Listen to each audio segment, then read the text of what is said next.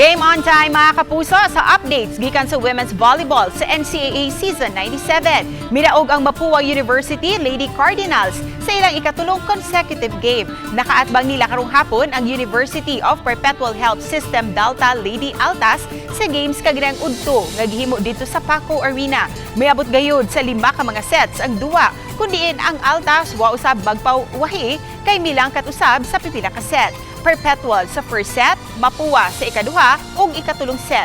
Ug mibalik sa Perpetual sa fourth set, dayong bawi sa Mapua sa fifth set aron malangkat ang game. Sa katapusang set, si Tere Manalo gayud ang nipadaog sa Mapua nga malipayon kaayo sa ilang naangkon. Samtang sa ikaduhang game karong hapon, ang Emilio Aguinaldo College Lady Generals usab ang nagharong tali sa College of St. Benilde Lady Blazers.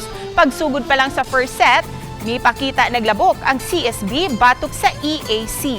Nagpadayon ng ilang kadaugan sa second ug third set hangtod nga midaog sa tibuok game. Kini ang ikaupat nga straight win sa CSB Lady Cardinals sa maong kompetisyon. Alang sa kinatibukang aksyon sa volleyball competition sa NCAA, ayaw si Piata mga kapuso sa pag-atang niini sa GTV.